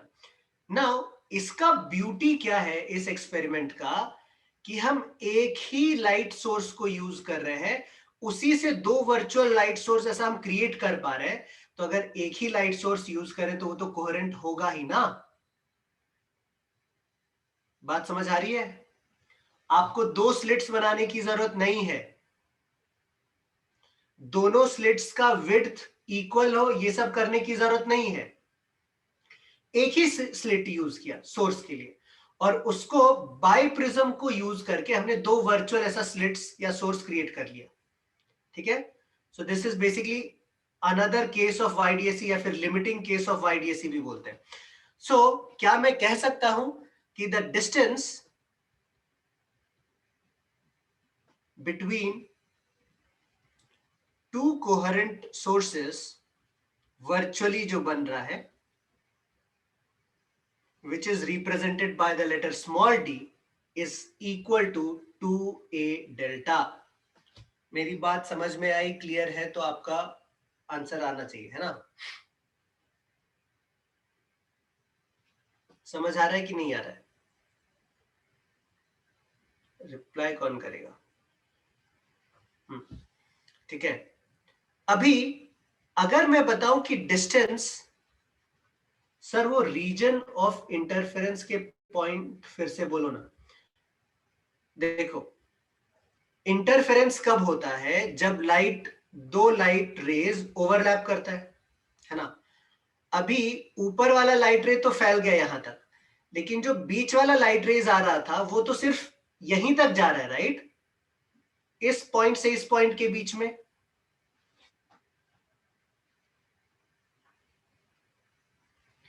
तो कॉमन रीजन जो है जहां पे दोनों जगह से लाइट आ रहा है काइंड ऑफ, वो तो यही वाला है ना। मतलब आप ऐसे समझो कि S2 से लाइट इतने वाले पोर्शन में आ रहा है और S1 से लाइट इतने वाले पोर्शन में आ रहा है। तो ये वाला जो पोर्शन बच गया, इसमें ऊपर वाले से लाइट नहीं आया, और ये वाला जो पोर्शन बच गया इसमें नीचे वाले से लाइट नहीं आया। तो कॉमन रीजन ऑफ इंटरफेरेंस कैसे बनेगा, आप समझ लो। ठीक है, आई होप कंफ्यूजन क्लियर हुआ रहेगा, है ना? यस। तो अभी अगर मैं बात करूं कि the distance between the source and the slit, distance between source and screen, जिसको हम किससे डिनोट करते हैं? कैपिटल डी से। वो तो a प्लस बी पहले से ही क्लियर है, उसमें तो कुछ ज्यादा आमझाम करने की जरूरत ही नहीं है ना? अब अगर हमको ऐसे केसेस में हमको फ्रिंज विड्थ बोला ढूंढने के लिए, तो हमको पता है फ्रिंज विड्थ जो है ना, beta is used for fringe width, and fringe width का रिलेशन होता है लैम्डा डी बाई डी। मैंने उल्टा लिखा क्या? नहीं, करेक्ट। तो अब हमको कैपिटल डी का वैल्यू पता चल गया, स्मॉल डी का वैल्यू पता चल गया, तो हम लिखेंगे lambda into a plus b divided by d is equal to 2a delta. ठीक है, और डेल्टा क्या होता है? डेल्टा को हम लोग लिखेंगे lambda into a plus b divided by 2a into delta क्या होता है? a into mu minus 1। अब देखो, आपको फ्रेशनल बाइप्रिज्म का म्यू पता है, which is the refractive index. ये एंगल ऑफ प्रिज्म हो गया, ठीक है? ये distance between source and Fresnel biprism, and b is the distance between Fresnel biprism and screen. This is the lambda source का वेवलेंथ जो कि यूज हुआ। सारी चीजें हमको पता है, तो हम क्या फ्रिंज विड्थ कैलकुलेट कर सकते हैं? कर ही लिया है, कर सकते क्या है, पूरा तो कर ही लिया है। क्लियर है ना? अब आपको यहां पे क्या पूछा जा सकता है और ये बता देता हूं मैं। देखो, यहां पे आपको ये पता है कि रीजन ऑफ इंटरफेरेंस जो प्रोड्यूस हो रहा है ना, वो लिमिटेड हो रहा है। Am I clear? Region of interference limited है एक पोर्शन में। तो हमको ये पूछा जा सकता है क्वेश्चन में, find the number of bright fringes produced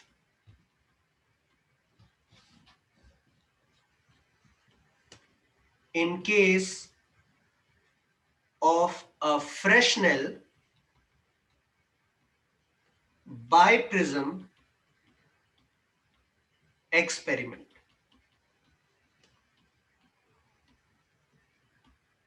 तो क्या आप कर लोगे इसको? इसका सॉल्यूशन आपसे हो जाएगा, हाँ या ना? हो जाएगा तो बताइए।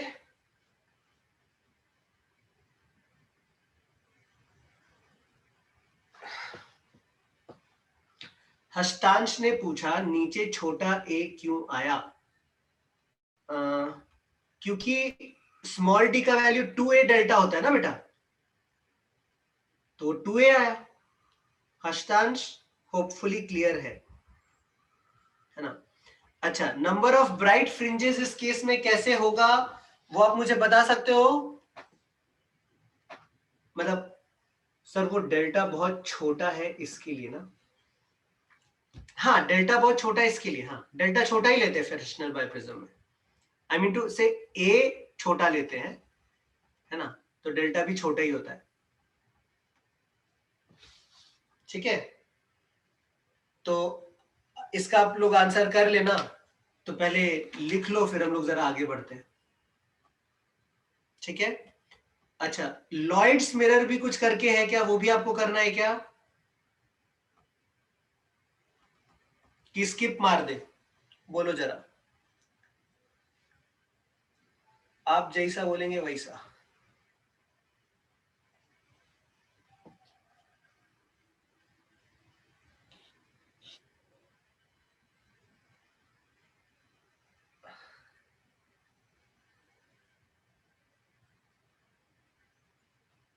अच्छा ठीक है, चलिए इसको लिख लीजिए जरा फिर जल्दी जल्दी। आयुष, आपका हो चुका था पहले से ये सारा कुछ,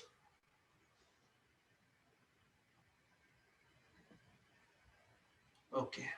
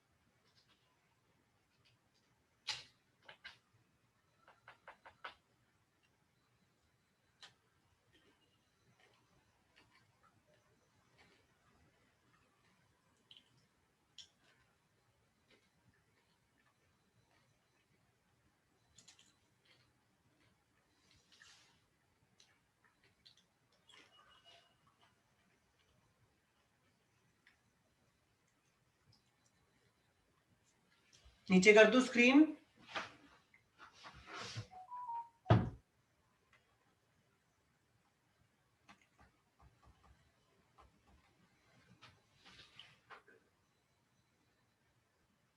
श्रुति डन बेटा।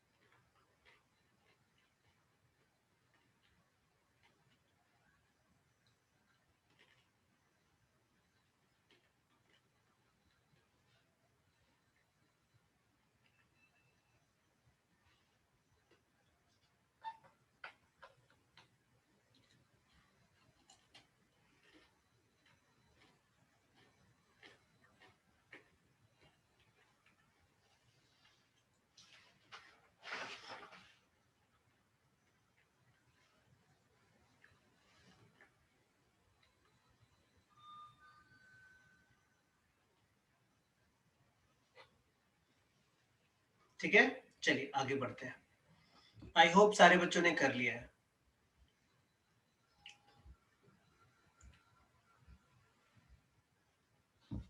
चलो अब हम लोग YDAC का दूसरा सेटअप देखते हैं, जिसको हम कहते हैं Lloyd's mirror. Lloyd's mirror as a limiting case of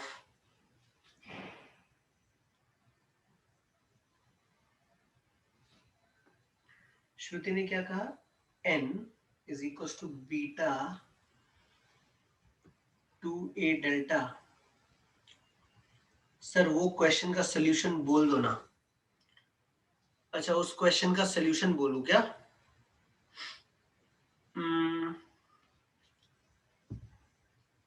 उस क्वेश्चन का सॉल्यूशन बोल दूं, ठीक है? ठीक है, देखो तो बेसिकली अगर मैं लास्ट वाले क्वेश्चन का सॉल्यूशन बोलूं तो हम क्या करेंगे, इस पॉइंट को मार्क कर लो P और इस पॉइंट को मार्क कर लो Q। दोनों पॉइंट आपको दिख रहा होगा। हम P का Z वैल्यू फाइंड कर लेंगे। बात समझ आ रही है आपको? पहली बात, अगर मान लो ZP का वैल्यू अपने को आ गया 15.3, तो क्या हम ये कह सकते हैं कि ZP नीचे वाले का वैल्यू आएगा, मतलब वो भी 15.3 आ जाएगा, है ना? है ना? नंबर ऑफ टाइम्स, मतलब नेगेटिव साइन को हम इग्नोर करेंगे, हम सिर्फ पॉजिटिव वाला ही कंसिडर करेंगे, है ना? ऊपर का जो वैल्यू होगा उसका नीचे ही आएगा। तो मतलब बेसिकली इसका मतलब क्या हो गया, अगर ऐसा आ गया तो जो बीच वाला पॉइंट है ना उस पे ZP का वैल्यू 0 हो जाएगा। तो इसका मतलब 0 से ऊपर 1 2 3 4 करते करते ऊपर 15 ब्राइट मिलेगा, हाँ या ना? और नीचे भी 15 ब्राइट मिलेगा और एक बीच वाला सेंट्रल ब्राइट भी है। तो क्या हम कह सकते हैं 15 plus 15 plus 1, so the number of bright fringes is equal to 31। ये बात हो गई। अभी हाँ 2n प्लस 1 हम कर सकते हैं, ठीक है? अभी ZP कैसे ढूंढेंगे? तो बेसिकली ZP क्या होता है, ZP होता है डेल्टा P ओवर लैम्डा। अच्छा डेल्टा क्या होता है, पाथ डिफरेंस होता है। पाथ डिफरेंस हम कैसे कैलकुलेट करेंगे, तो ये होता है D into x upon capital D। याद है आपको फॉर्मूला? तो x कैसे मिलेगा, x बेसिकली ये वाला डिस्टेंस है, ये वाला डिस्टेंस। तो अगर मान लो यहां से यहां तक ये वाला डिस्टेंस b है और ये एंगल डेल्टा है, तो ये जो x का वैल्यू है ये b इंटू डेल्टा हो जाएगा कि नहीं हो जाएगा? तो हम ये जो डिस्टेंस है ना xp का वैल्यू, x का वैल्यू, इसको हम b इंटू डेल्टा लिख सकते हैं। तो हमारा आंसर क्या आएगा, x इंटू डेल्टा लिखा क्या मैंने, b इंटू डेल्टा लिखा ना, b इंटू डेल्टा लिखा। हाँ इस मच्छर ने मुझे बहुत परेशान कर दिया है। हाँ तो ये क्या आ गया z, हाँ ये आ गया d into b into delta upon capital D। और ये ZP आपको क्या पता है, ये तो कोई भी आपने A लिखा, A कहां लिखा, ऊपर A लिखा है क्या मैंने, ऐसे कैसे? B डेल्टा ही तो लिखा है बेटा, B डेल्टा ही लिखा है हिरणमयी।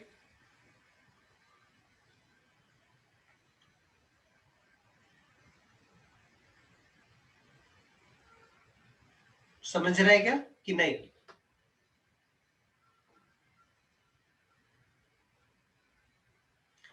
बेटा A डेल्टा इधर है, हमको अभी ये वाला डिस्टेंस चाहिए, तो इसके लिए हम ये वाला डिस्टेंस यूज करेंगे ना B, इधर वाले डिस्टेंस के लिए A डेल्टा लिखेंगे,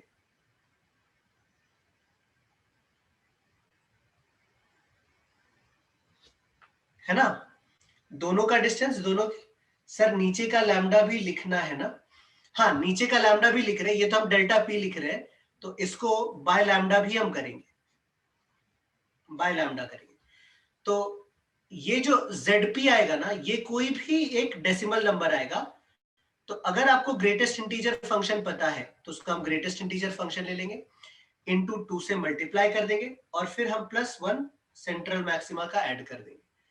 तो आई होप आपको समझ में आएगा। So this basically denotes GIF, है ना। अगर आपको GIF पता है तो ठीक है, नहीं पता है तो आप सिर्फ इतना जानो कि इससे हमको इंटीजर वाला पार्ट मिल जाएगा। सारे बच्चों को समझ आया?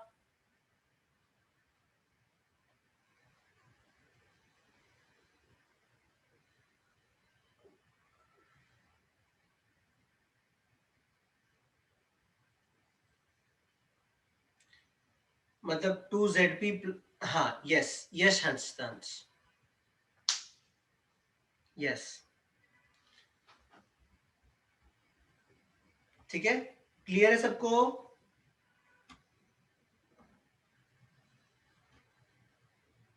आगे बढ़ सकते हैं? आप लोग जरा उसको अपनी भाषा में लिख लो। तो बेसिकली इसके साथ जो है ना, हमारा YDSC काइंड ऑफ खत्म हो गया है ना। और थोड़ी थोड़ी सी चीजें हैं वैसे तो, लेकिन वो छोटी छोटी सी चीजें हैं, है ना। मेन पार्ट आपका तो मैंने मेन पार्ट से ज्यादा करा दिया है। करा दिया ना बेटा आयुष? कि अभी कुछ बाकी रह गया है?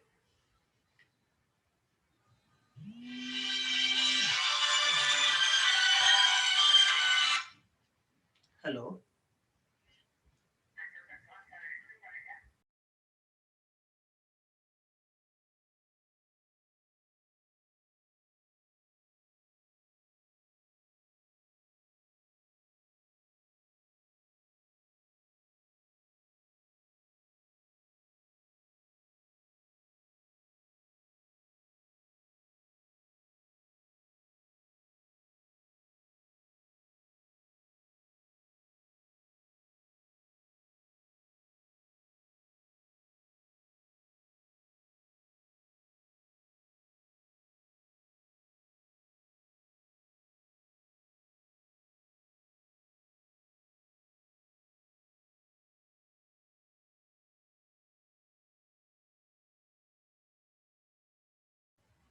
अच्छा, डिफ्रैक्शन भी करना है क्या? पोलराइजेशन, थिन फिल्म इंटरफेरेंस, हे भगवान, इन लोग तो बहुत टाइम लग जाएगा।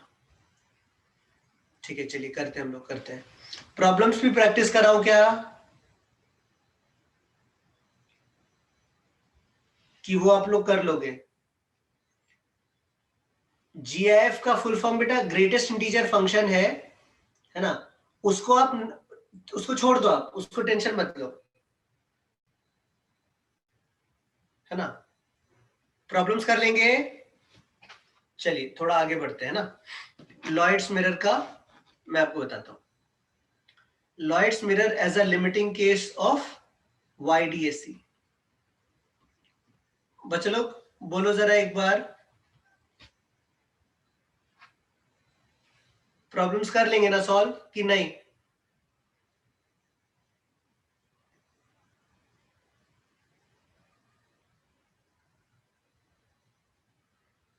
ठीक है, चलो।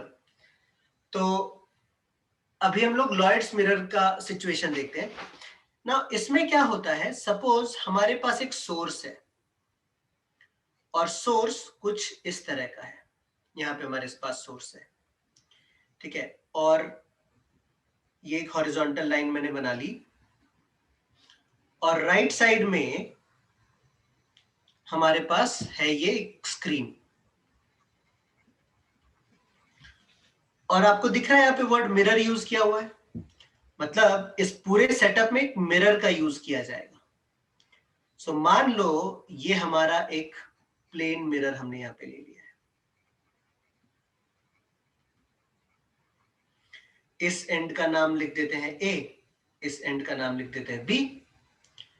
तो अब समझिए कि क्या होगा, लाइट यहां से A वाले एंड पे पड़ेगा, है ना। A वाले एंड पे आएगा लाइट, और ए लाइट आने पे क्या होगा, यहां से होगा रिफ्लेक्शन इस तरह से, ठीक है। और उसी तरह से ए से बी पे भी लाइट जाएगा, सॉरी सोर्स से बी पे भी लाइट जाएगा, ये बी पे तो गया नहीं है ना, बी पे भेजते हैं इसको जरा।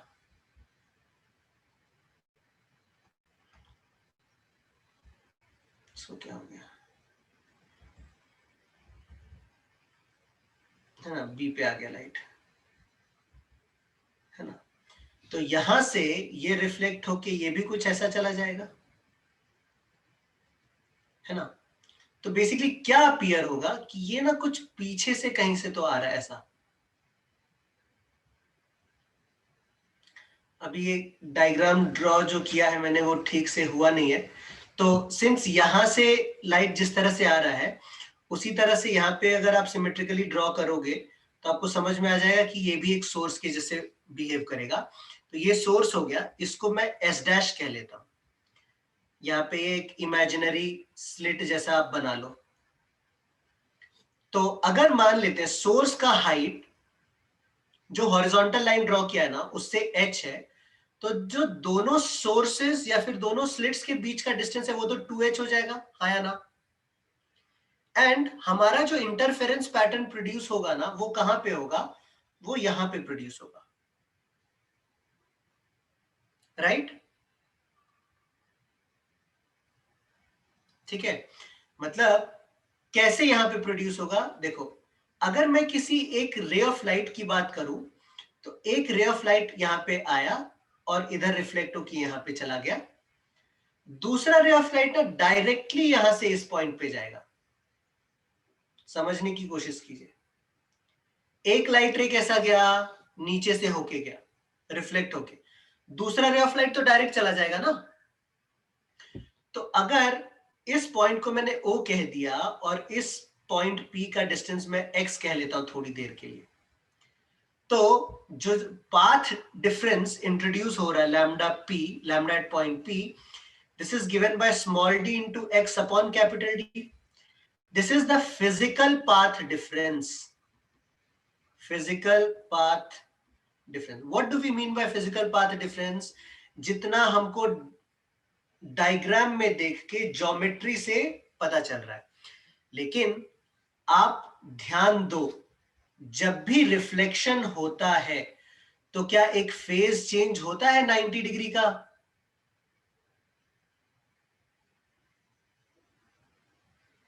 Sorry correct, absolutely correct, 180 degree का, 90 डिग्री का नहीं होता है, 180 डिग्री का होता है। और 180 डिग्री का अगर फेज चेंज होता है तो हम पाथ डिफरेंस के टर्म्स में अगर बोलना चाहें तो कितना पाथ डिफरेंस इंट्रोड्यूस हो जाता है, lambda by 2। So if at point P, है ना, so at point P the total path difference introduced, total path difference introduced is equal to dx by capital D plus lambda by 2. And therefore, for bright fringe कब produce होगा, bright fringe तब produce होगा when path difference is equals to integer multiple of lambda. Therefore, for bright fringe we can write dx by 2, dx by capital D plus lambda by 2 is equals to some integer multiple of lambda, and from here we can write dx by capital D is equals to n lambda minus lambda by 2. तो इनमें से अगर हम lambda by 2 common ले लें तो ये बन जाएगा 2n minus 1, and therefore x का जो वैल्यू है ना वो क्या आएगा, lambda capital D by 2 small d into 2n minus 1, and this is nth bright fringe. तो अब देखो फॉर्मूला पलट गया, odd multiple of lambda d by 2d जो है ना, अब इससे ब्राइट फ्रिंज प्रोड्यूस हो रहा है, पहले डार्क फ्रिंज प्रोड्यूस हो रहा था। होपफुली आपको समझ आ रहा होगा, है ना। एंड फॉर डार्क फ्रिंज हम क्या कह सकते हैं, dx by capital D plus lambda by 2 is equal to odd multiple of lambda by 2। तो दोनों तरफ से लैम्डा 2 बाय 2 अगर हम कट करेंगे तो dx बाय कैपिटल D क्या आ जाएगा, 2n into lambda by 2, 2 cancel, ये n लैम्डा आ जाएगा, and therefore x is equal to capital D n lambda D by capital D small d, and this is the position of nth dark fringe।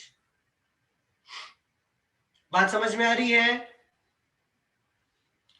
ये nth dark fringe होगा या n+1 dark fringe होगा वो आप देख लेना जरा,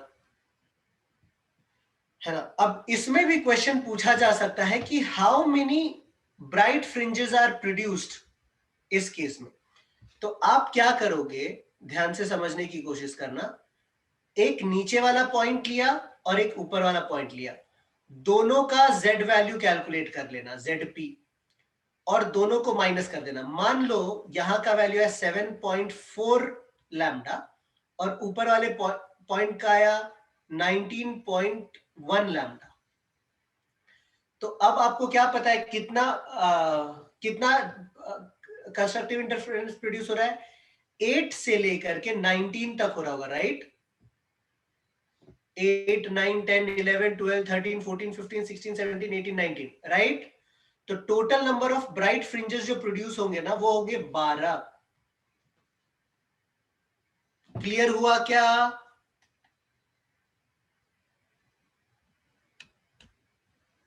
ठीक है, तो इसमें आपको समझना है कि जो डार्क फ्रिंज वाला कंडीशन है वो पलट जाता है, ब्राइट फ्रिंज वाला डार्क फ्रिंज वाला बदल जाता है, वो सब। तो होपफुली आपको अच्छे से समझ में आया है। चलो इसको लिख लो जरा। आयुष, किया हुआ था ये पहले?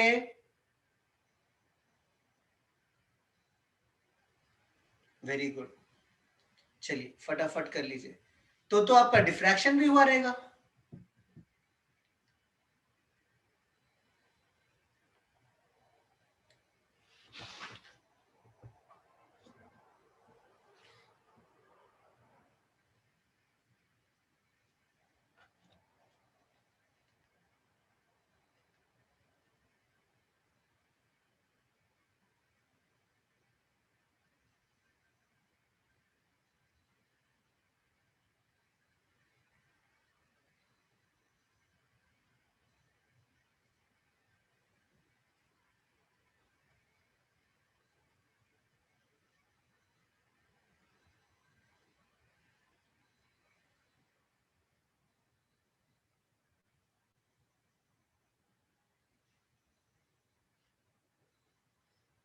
सर 12 कैसे, और एक बार बता दो ना। बेटा नीचे वाले पॉइंट का अगर z वैल्यू 7.4 आया तो इसका मतलब ब्राइट फ्रिंज जो बनेगा 7 पे, जो बनेगा ब्राइट फ्रिंज वो तो नीचे बनेगा, हाँ कि ना, है ना। तो 8 वाला जो है, 8 वाला हमारे रीजन में आएगा, करेक्ट है ना। और ऊपर में 19.1 लैम्डा था तो उसके नीचे वाला 19 बन रहा होगा, तो 8 से लेकर के 19 तक बन रहा होगा हमारा z वैल्यू के करस्पॉन्डिंग। तो 8 से लेके 19 तक कितना होता है, 12 ही तो होता है। मतलब आप 19 में से 7 हटा दो, है ना, टोटल 19 में से नीचे के 7 हटा दो तो 12 ही बचेंगे ना बेटा।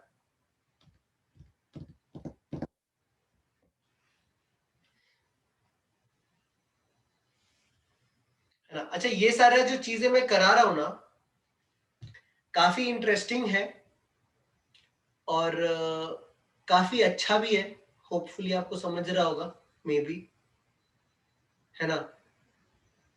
तो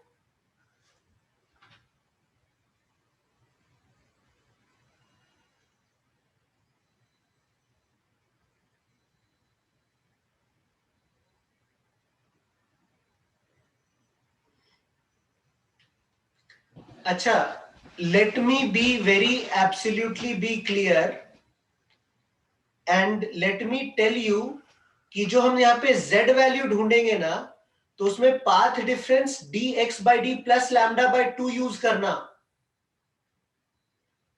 अच्छा एक मिनट, लेकिन वो वाला पाथ डिफरेंस यूज करने से तो हमको डार्क फ्रिंज मिलेगा, राइट? इंटीजर मल्टीपल पे नहीं नहीं नहीं नहीं, टोटल यूज करके हम कर रहे हैं ना एन लैम्डा, करेक्ट है। बात समझ में आ रही है क्या मैं क्या कहने की कोशिश कर रहा हूं?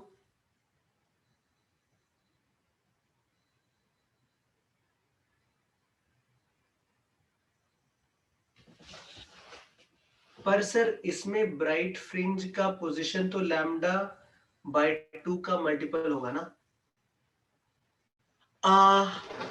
वो जो है ना, वो x के हिसाब से देखो, टोटल अगर पाथ डिफरेंस आपने ये यूज किया है, ठीक है, तो ब्राइट फ्रिंज तो एन लैम्डा से ही बन रहा है ना। तो मैंने आपको क्या कहा, अगर आप पाथ डिफरेंस के लिए λ/2 ऐड कर दोगे तो कुछ दिक्कत नहीं है, लेकिन अगर आपने λ/2 ऐड नहीं किया तो उल्टा आ जाएगा आंसर। तो यहां पे आपको केयरफुल रहना है। Am I making sense? And is it getting conveyed to you? हाँ ना बोलने का जल्दी। सर अगर λ/2 के बिना नॉर्मल पाथ डिफरेंस यूज किया तो एक्सचेंज हो जाएगा ना वैल्यूज? Yes, right right.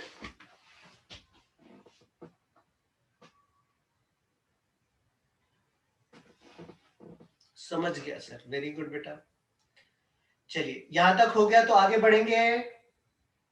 अच्छा आई थिंक आज तो हमारा टाइम अप हो गया। अपने को क्या क्या करना है बेटा? डिफ्रैक्शन करना है, पोलराइजेशन करना है, फ्रॉम थिन फिल्म करना है, इतना सब मेहनत कराइएगा मेरे से। और उसके बाद हमको ऑप्टिकल इंस्ट्रूमेंट्स भी करना है। अच्छा आप लोग को समझ में आ रहा है क्या ठीक से?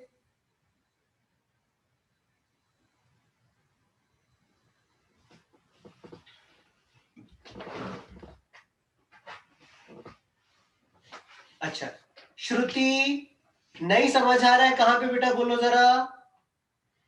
हाँ सर मस्त समझ आ रहा है, ओके। हिरणमयी को भी समझ में आ रहा है। श्रुति कहां नहीं समझा बोलो बेटा।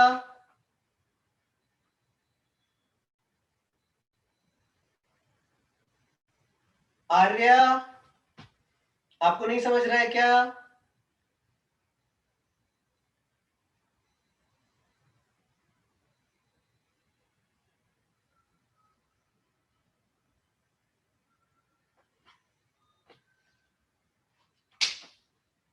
चलिए बीच बीच में कुछ कुछ नहीं समझ रहा, बीच में कुछ नहीं समझता। अच्छा तो जहां पे नहीं समझता वहां पे बोलो ना बेटा। या फिर दूसरा काम क्या है कि आप इसका वीडियो देख के मुझे जरा बताओगे, और नहीं तो फिर आप मुझे मैसेज करो, मैं आपको बताता हूं कहां जहां जहां पे भी दिक्कत है आपको।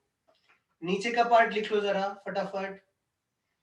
मैंने सोचा था आज वेव ऑप्टिक्स खत्म कर देंगे यार। वेव ऑप्टिक्स तो एक्चुअली इंटरफेरेंस तो हो गया, डिफ्रैक्शन और वो सब बाकी रह गए। अच्छा एक काम करते हैं, ठीक है, नेक्स्ट लेक्चर में ना आपको मैं 2-3 चीज होमवर्क दूं करने के लिए, चलेगा?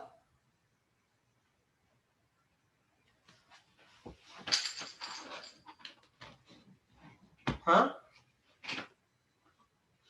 चलेगा। क्या क्या करना है आपको? पोलराइजेशन जो है ना, पोलराइजेशन वो इजी कॉन्सेप्ट है। आपसे होगा क्या?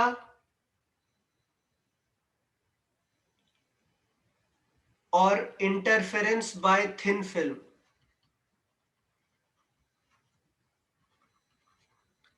ये आप लोग एक काम करो, इनको रीड करो जरा, ठीक है, एंड डिफ्रैक्शन भी, ये 3 चीज आप रीड कीजिए। आपको अगर समझ में आया तो बहुत अच्छी बात है, नहीं समझ में आया तो मैं करा दूंगा। और मैं करा दूंगा और आपने पहले से पढ़ रखा होगा तो आपको डबल फायदा हो जाएगा, आपका अंडरस्टैंडिंग ज्यादा अच्छे से होगा। करेक्ट, हाँ या ना?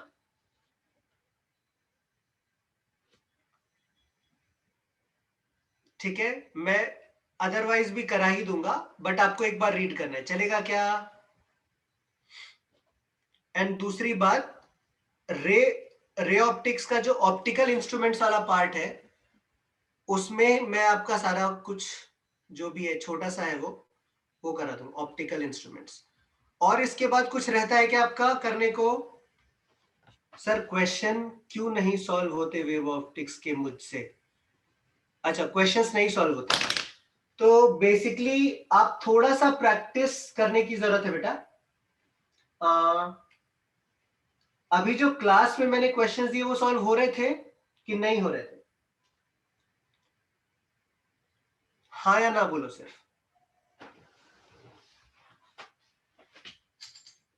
थोड़े थोड़े हुए।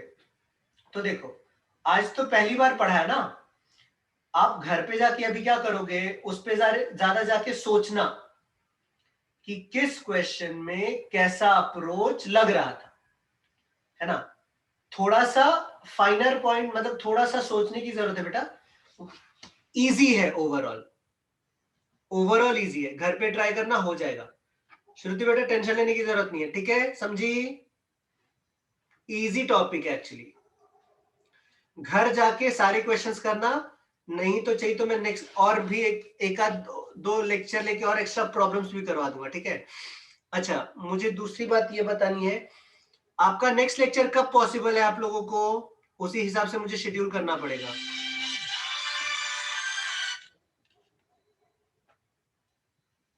कल भी चलेगा, ठीक है, लेट मी चेक एंड मैं आपको बताता हूं, ठीक है? कल केवीपीवाई है? कल नहीं, कल केवीपीवाई है।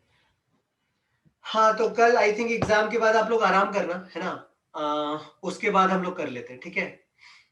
तो कल नहीं रखते, मैं शेड्यूल करके आपको बता देता हूं, चलेगा? आप लोग अवेलेबल रहोगे, राइट? ओके, ठीक है। तो चलिए आज के लिए हम लोग इधर तक ही रखते हैं। थैंक यू बच्चा लोग, बाय बाय बच्चा लोग, है ना? होपफुली मस्त समझ में आया होगा आपको, ऐसी मेरी उम्मीद है। हाँ, हाँ या ना बोलो, जरा जाने से पहले हाँ ना तो बोल ही सकते हैं, है ना? ठीक है, अब बच्चा लोग भी सोचेगा कि ना कैसे बोलेंगे ना, हाँ ही बोलना पड़ेगा। ठीक है, चलिए बाय बाय बेटा, thank you, bye bye, good night.